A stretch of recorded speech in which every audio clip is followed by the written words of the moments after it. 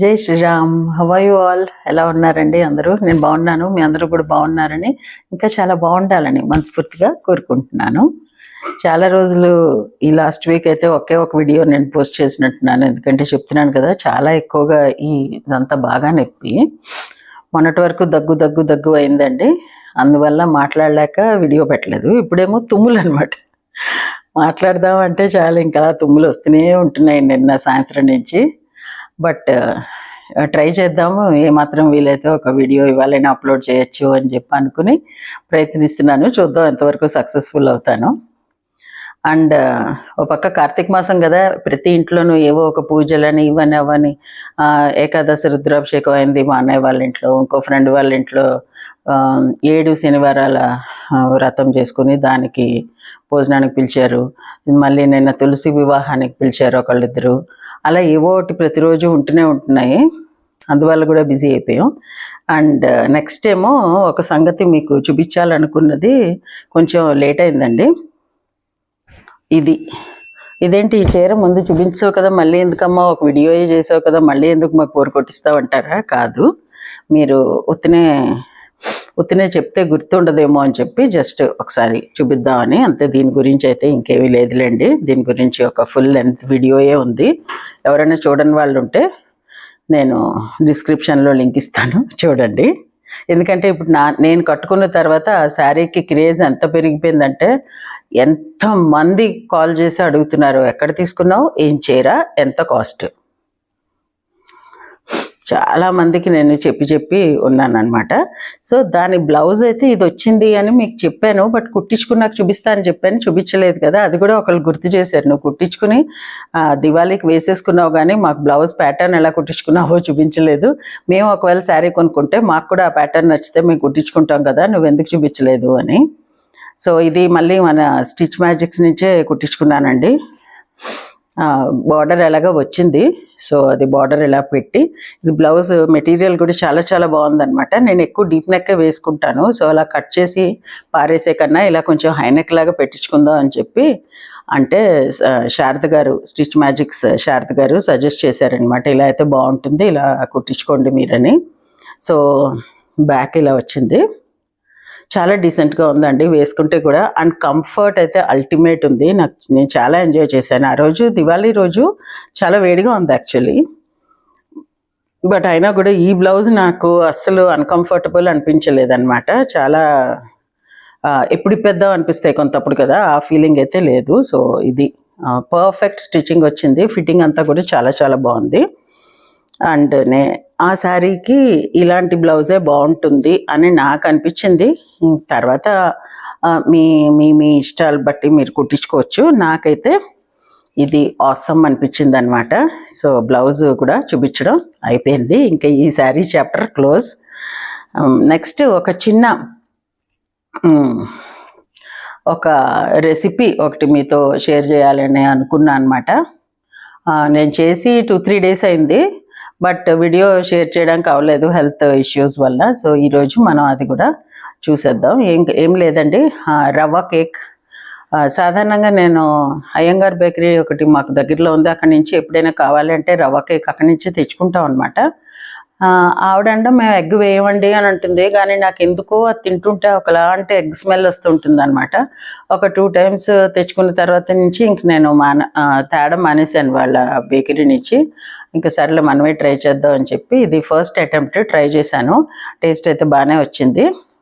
Sugar కొంచెం తగ్గచ్చేమో అని అనిపించింది. సో నెక్స్ట్ టైం ఇంకొంచెం తగ్గించి వేద్దామని అనుకుంటున్నాను. కొంచెం స్వీట్ టూత్ ఉన్న వాళ్ళకైతే సరిపోతుంది. అబ్బా అంతొద్దు అని అనిపిస్తే మటుకు, అందులో ఎస్పెషల్లీ నాకు కేక్ ఏదైనా సరే టీ టైం తోటి చాలా ఇష్టం అనమాట. టీతో పాటు కేక్ అన్నప్పుడు ఆ కేక్ ఎక్కువ తీగా ఉండకూడదు, కొంచెం మైల్డ్ స్వీట్నెస్ ఉంటేనే మనం టీ కూడా ఎంజాయ్ చేయగలుగుతాం, కేక్ కూడా ఎంజాయ్ చేయగలుగుతాం. అది నా పర్సనల్ ఫీలింగ్ అనుకోండి. సో అందుకని నెక్స్ట్ టైం కొంచెం షుగర్ తగ్గిద్దామని అనుకుంటున్నాను. సో ఇది రెసిపీ చూసేద్దామా. సో ఏ రకం వంట చేయాలన్నా కూడా ముందు మనం ఒక కొలతకి ఏదో ఒకటి ఒక కప్పో గ్లాసో ఏదో ఒకటి సెట్ చేసి పెట్టుకోవాలండి. నా దగ్గర మెజరింగ్ కప్స్ కూడా ఉన్నాయి. బట్ స్టిల్ నేను అప్పుడప్పుడు ఎందుకంటే ఈ గ్లాసులు కప్పులు చూపిస్తాను. మెజరింగ్ కప్ లేని వాళ్ళకి కూడా ఇలాంటిది ఇంట్లో ఉన్నదే ఒకటి వాడుకోవచ్చు అన్నట్టు తెలియడానికి కోసం అలా చూపిస్తాను. సో ఇది మనం రెగ్యులర్గా మంచినీళ్ళు తాగే ఒక గ్లాస్ తీసుకున్నాను. గ్లాస్తో గ్లాసుడు ఉప్మా రవ్వ, బొంబాయి రవ్వ అంటాం కదా, అది తీసుకున్నాను. దానిలోనే ఒక హాఫ్ గ్లాస్ మనం పంచదార తీసుకోవాలన్నమాట. పంచదార మటుకు మనం మెత్తగా పౌడర్ చేసుకోవాలి. కొంచెం ఎక్కువ పడింది, తీస్తున్నాను వెనక్కి. సో ఇంత వేసుకున్నాను అనమాట అండి నేను, హాఫ్ గ్లాసు అప్రాక్స్గా. సో ఇది మనం యాక్చువల్లీ మిక్సీలో పౌడర్ చేసి అప్పుడు కలుపుకోవాలి దీనిలో. అదిగో పౌడర్ చేసి తెచ్చాను. లేకపోతే మీరు కొంత పౌడర్ చేసి పెట్టుకున్న షుగర్ ఒకవేళ ఉంటే హాఫ్ గ్లాస్ అది కూడా మెజర్ చేసి వేసుకోవచ్చు. ఇప్పుడు మళ్ళీ హాఫ్ గ్లాస్ పెరుగు తీసుకోవాలి. ఇది కమ్మటి పెరుగు అయి ఉండాలి, పుల్ల పెరుగు వాడకూడదు అనమాట. బాగుండదు, అప్పుడు టేస్ట్ కొంచెం తేడాగా వస్తుంది. సో ఆ రోజే తోడుపెట్టిన పెరుగు ఉంటుంది కదా, అది మనం వాడుకోవచ్చు.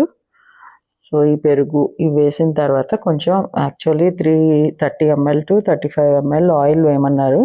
అంత కొంచెం దానికి మళ్ళీ ఆయిల్ ఎందుకులే అని చెప్పి నేను నెయ్యి ఉంది కదా ఇంట్లో, నేను చేసిన నెయ్యి అండి ఇది.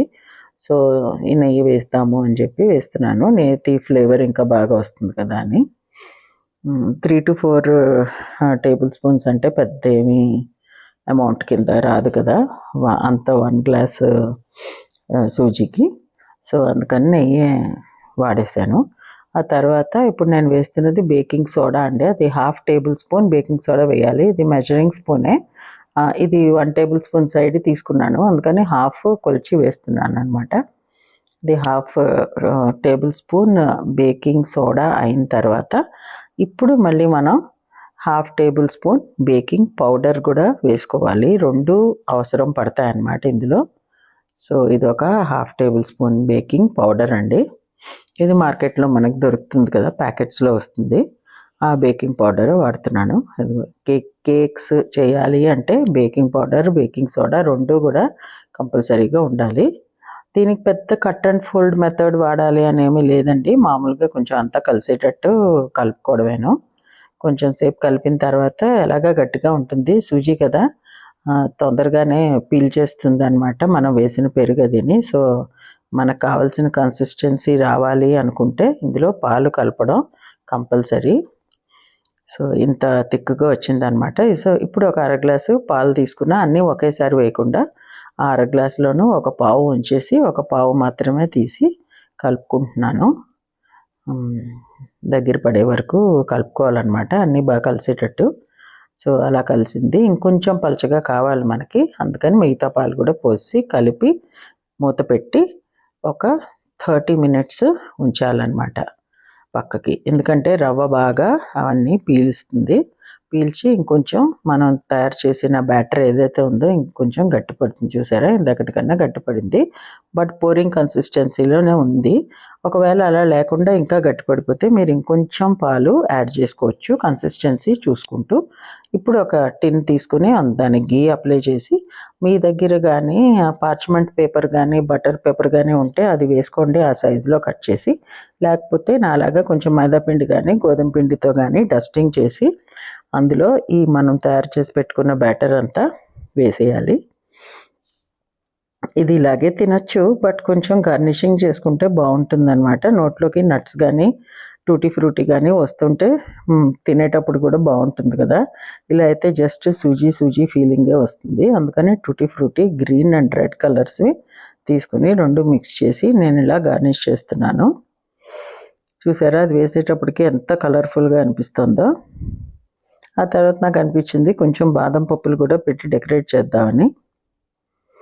యాక్చువల్లీ బేక్ అయిన తర్వాత కూడా ఇలాగే ఉంటే బాగుంటుందని అనుకున్నాను, కానీ బేక్ అయ్యాక బ్రౌన్ అయిపోతుంది కదా, ఆ బ్రౌన్ దాంట్లో ఇవి అంత ఇదిగా కనిపించట్లేదు.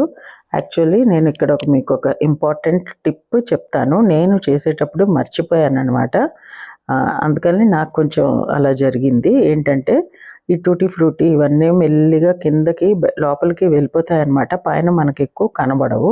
సో అలా కనబడేటట్టు మనం వేసుకోవాలి అనుకుంటే మైదాలో కానీ గోధుమ పిండిలో కానీ ఒక స్పూన్ మైదా కానీ గోధుమ పిండి కానీ తీసుకుని అందులో ఈ టూటీ ఫ్రూటీ కలిపేసి ఒకసారి అప్పుడు ఇది పైన స్ప్రింకిల్ చేస్తే అప్పుడు ఆ బ్యాటర్లోకి కిందకి జారిపోకుండా ఉంటాయన్నమాట.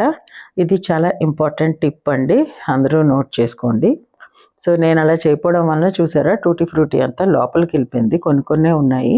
అండ్ బాదం పప్పులు కూడా ఎందుకో ప్లేస్ మారిపోయాయి అనమాట, డిస్ప్లేస్మెంట్ ఆఫ్ బాదం has happened. So what ever said and done, taste అయితే బాగుంది.